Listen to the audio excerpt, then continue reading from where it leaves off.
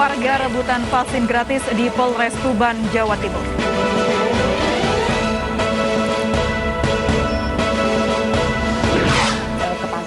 Tidak percaya adanya COVID-19, Dr. Lois ditangkap polisi. Nggak pakai masker dan mereka bilang, ini COVID apa sih?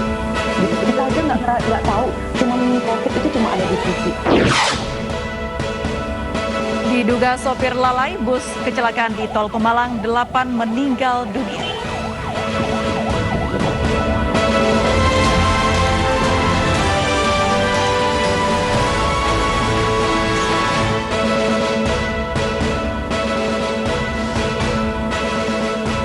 Selamat sore pemirsa, demikian tadi berita pilihan iNews Sore bersama saya Stefani Patricia dan rekan saya Aprilianita Putri yang akan bergantian menyampaikan informasi selama 2 jam ke depan. Ya April, ada informasi apa saja di segmen awal iNews Sore hari ini?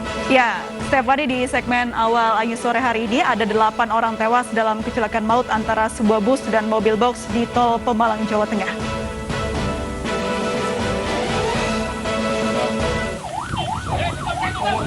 Sebuah video amatir merekam detik-detik kecelakaan bus dan mobil box kecelakaan di Tol Pemalang, Jawa Tengah. Kecelakaan ini menewaskan 8 orang dan melukai sejumlah penumpang lainnya. Untuk mengetahui penyebab kecelakaan, polisi menggelar olah tempat kejadian perkara. Dari hasil penyelidikan sementara, penyebab kecelakaan diduga karena sopir bus Sudiro Tunggajaya mengemudikan kendaraannya dengan kecepatan tinggi sehingga lepas kendali.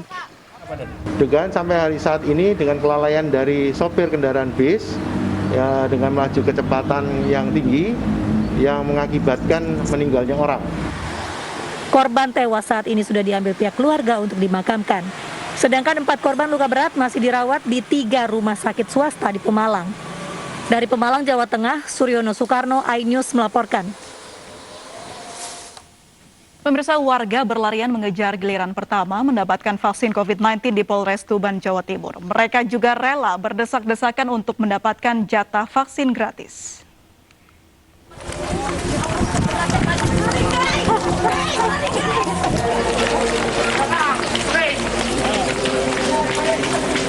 Sejak Senin pagi, masyarakat berlomba datang ke Polres Tuban untuk mengikuti vaksinasi massal COVID-19 yang diadakan Polri. Mereka berlarian demi mendapatkan antrean awal vaksin gratis. Bahkan membuat antrean panjang hingga meluber ke trotoar Jalan Raya Pantura, Surabaya, Semarang. Sehingga kerumunan tanpa jaga jarak pun tak bisa terhindarkan. Hal ini dikhawatirkan berpotensi menimbulkan klaster COVID-19 baru. Meski begitu, tenaga kesehatan Polri melayani satu persatu masyarakat yang mengikuti vaksinasi. Khusus hari ini, Polres Tuban menyediakan 1.500 dosis vaksin gratis. Ini demi masyarakat Tuban bersama. Tapi saya selaku Kapolres meminta kepada masyarakat yang antri untuk vaksin harus tertib. Kita lihat bersama masuk Polres sesuai dengan protokol kesehatan semua. Menggunakan masker, jaga jarak, dan sebagainya. Polres Tuban menyediakan 300 dosis vaksin gratis saat jam kerja dan ditargetkan vaksinasi massal akan rampung pada Agustus mendatang. Dari Tuban, Jawa Timur, Pipit Wibawanto, iNews melaporkan. Mulai hari ini penumpang kereta api komuter atau KRL diwajibkan membawa surat tanda registrasi pekerja STRP. Hanya pekerja sektor esensial dan kritikal dan yang diizinkan menggunakan KRL. Di stasiun Citayam, Depok, Jawa Barat, pemeriksaan ketat dilakukan bagi setiap calon penumpang. Penumpang wajib menunjukkan STRP yang kemudian akan diberi cap oleh petugas di pintu masuk stasiun. Surat ini wajib dibawa selama operasional kereta mulai pukul 4 hingga pukul 21.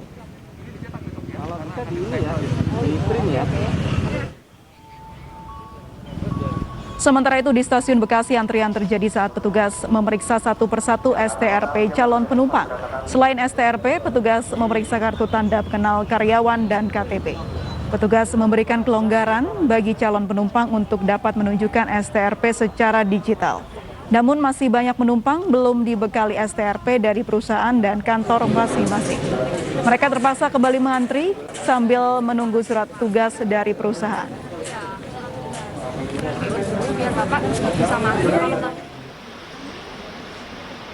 Tak hanya di stasiun KRL, STRP juga berlaku bagi calon penumpang MRT. Petugas memeriksa kelengkapan dokumen calon penumpang dan hanya penumpang yang memiliki STRP yang diizinkan melanjutkan perjalanan. Aturan ini berlaku mulai hari ini hingga 20 Juli mendatang. Selain itu, selama PPKM darurat, jam operasional MRT dibatasi mulai pukul 6 pagi hingga setengah 9 malam. Terima kasih, Bu.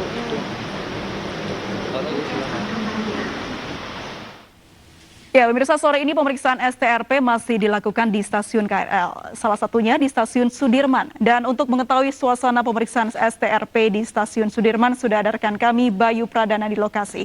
Ya, Bayu, seperti apa suasana pemeriksaan surat STRP di stasiun? Ya, April, memang pemeriksaan STRP atau surat tanda registrasi pekerja ini sudah dilakukan atau diterapkan di stasiun KRL. Salah satunya itu tempat kami berada saat ini, yaitu di stasiun Sudirman. Kita akan menunjukkan kepada Anda pemirsa seperti apa kondisi terkini pemeriksaan STRP di stasiun Sudirman. Bersama juru kamera Irfan Herdiansyah, kita sama-sama melihat di sebelah saya ini adalah banner yang diletakkan di arah pintu masuk. Di mana kalau kita lihat di sebelah sini, ini ada beberapa persyaratan yang wajib ditunjukkan oleh para pekerja esensial dan juga kritikal yang ingin melakukan perjalanan dengan KRL ini. Di antaranya itu yang pertama, Anda bisa lihat surat tanda registrasi pekerja atau STRP yang bisa didaftarkan oleh perusahaan terkait, dan juga ada beberapa persyaratan lainnya seperti surat tugas dan juga ada surat tugas dari pimpinan instansi maupun juga dari pemerintah daerah setempat. Sementara di sebelah sini juga ada keterangan di mana hanya sektor kritikal dan juga esensial saja, di mana ini juga disebutkan di mana selain dari sektor kritikal dan esensial itu mereka tidak disarankan untuk melakukan perjalanan atau melakukan pekerjaan dari rumah atau work from home. Dan kami akan kembali menunjukkan pada Anda ke arah pintu masuk. Kita lihat memang sejumlah masyarakat atau pekerja esensial dan juga kritikal ini sudah mulai berdatangan ke stasiun Sudirman untuk naik kereta atau KRL untuk melakukan ke sejumlah perjalanan mereka. Di mana kita bisa lihat juga para petugas sangat sigap untuk meminimalisir adanya antrian. Ini tentunya untuk menghindari kerumunan yang ada di pintu masuk. Ada dua barisan atau dua antrian yang memang disiapkan di sini tentunya untuk mempercepat proses pemeriksaan berkas, di mana juga ada dua petugas yang memeriksa, ada yang memeriksa STRP, Anda bisa lihat di mana sejumlah berkas seperti STRP atau surat tugas ini wajib ditunjukkan. Termasuk juga kartu identitas atau KTP yang mereka harus tunjukkan untuk memvalidasi apakah benar nama yang tercantum di dalam STRP atau surat tugas adalah milik mereka. Selain itu juga ada syarat lain yang memang harus dilakukan oleh para calon penumpang ini, diantaranya itu pastinya mematuhi protokol kesehatan seperti memakai masker double atau masker KN95 seperti ini untuk tentunya mencegah adanya penularan yang ada di dalam kereta. Dan selain itu juga para penumpang juga ada beberapa peraturan di dalam kereta yang memang harus dipatuhi, diantaranya selain menempati tempat duduk yang ada di kereta yang sudah diberikan tanda agar tetap terjaga jaraknya, ini mereka juga dilarang untuk berbicara baik langsung maupun juga melalui telepon. Hal ini memang dikarenakan salah satu penyebab penularan COVID-19 adalah melalui droplet. Ini dikarenakan demikian maka mereka dilarang untuk berbicara. Ini guna untuk meminimalisir atau menghindari adanya terpaparnya virus COVID di dalam kereta. Dan tentunya ini yang menjadi harapan kita bersama dengan adanya perketatan aturan PPKM darurat Jawa Bali ini, nantinya angka kasus COVID-19 ini bisa terus ditekan. April.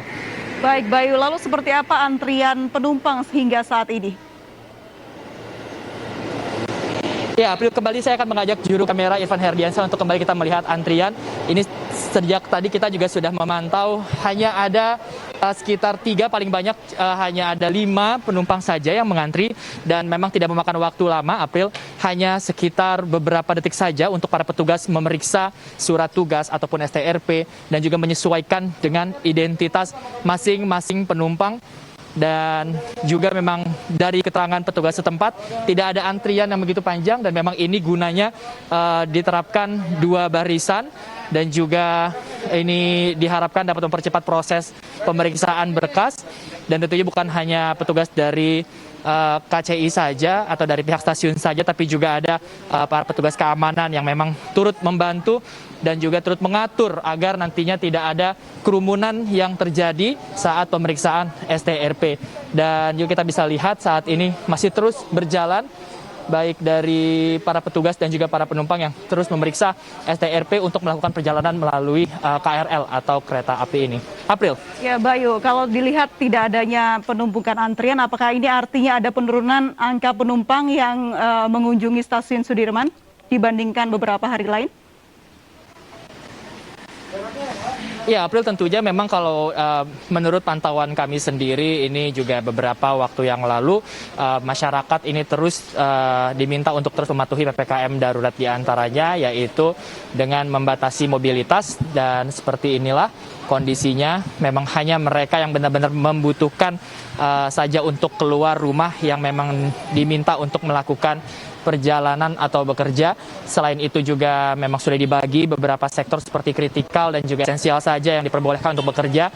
Selain dari itu mereka diminta untuk bekerja dari rumah dan juga mereka diminta untuk berdiam di rumah, melakukan aktivitas dan lain-lain, beribadah di rumah. Dan memang kalau kita lihat hari demi hari ini sudah sepekan lebih jaraknya dari penerapan PPKM darurat Jawa Bali ini, semakin masyarakat terlihat kooperatif. Bukan hanya dengan alat transportasi KRL saja, namun juga di beberapa ruas jalan juga sudah terlihat tidak ada antrian maupun juga kemacetan, di mana masyarakat juga terus berkooperasi atau berkooperatif maksud kami ini untuk mematuhi aturan pemerintah yaitu PPKM. Dan tentunya ini bukan hanya bagi kepentingan masing-masing saja, tapi ini kepentingan bersama untuk kita saling menjaga dan juga mengharapkan bahwa nantinya angka kasus COVID-19 ini bisa terus ditekan maksud kami. April. Baik, terima kasih Bayu Pradana melaporkan langsung dari stasiun Sudirman, Jakarta. Ya, pemirsa, polisi menangkap Dr. Louis Owin karena diduga tidak percaya COVID-19. Pernyataan Dr. Louis itu disampaikan dalam sebuah podcast di akun YouTube dan viral di media sosial.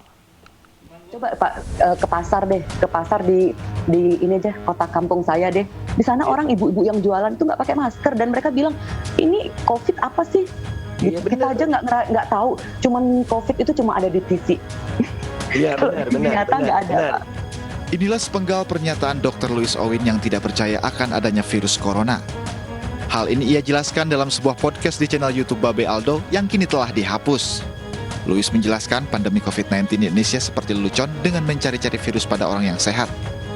Dr. Louis juga menyebut jika kebanyakan kasus COVID-19 yang terjadi disebabkan oleh salah pemberian obat karena dipicu hasil positif alat deteksi. Jangan sampai ya rumah sakit itu penuh dengan orang-orang yang gejala keracunan karena si pestisida yang disemprot di udara itu. Terus kemudian saturasi O2 menurun gara-gara pemberian obat ini. Terus yang konsumsi obat komorbid juga kan saturasi O2-nya mungkin selama ini nggak pernah cek. Tapi karena dibilang virus corona ini tandanya itu penurunan saturasi O2, jadi rajin lah dicek. Ternyata pasien, wah bener corona. Makanya ini orang pada antri nyari tabung oksigen ini Pak, karena ya udah stop aja lah obat-obat yang saya sebutin itu. Terkait pernyataan ini, Dr. Louis mengklaim mendapat dukungan puluhan dokter dan tak sedikit juga yang mengecam dirinya di media sosial. Seperti Dr. Tirta, ujaran Louis dianggap menyebabkan hoaks bergulir ke arah hukum. Ibu Louis bukan merupakan dokter aktif yang terdaftar di ID. Semua dokter harus terdaftar di ID. Kedua, STR beliau tidak aktif sejak 2017. Ketiga, Ibu Louis tidak menangani pasien dalam pandemi. Keempat, PPD Pusat sudah mengundang Ibu Louis untuk hadir ke PPD Pusat untuk mempertanggungjawabkan argumennya secara ilmiah. Kelima, jika Ibu Louis tidak bisa mempertanggungjawabkan pendapatnya secara ilmiah, berarti ini bisa dianggap berita kebohongan dan PPD Pusat akan melaporkan yang bersangkutan ke pihak berwajib. Polisi kini telah menangkap Dr. Louis Owin. Penangkapan tersebut diduga terkait pernyataan yang mengaku tidak percaya COVID-19.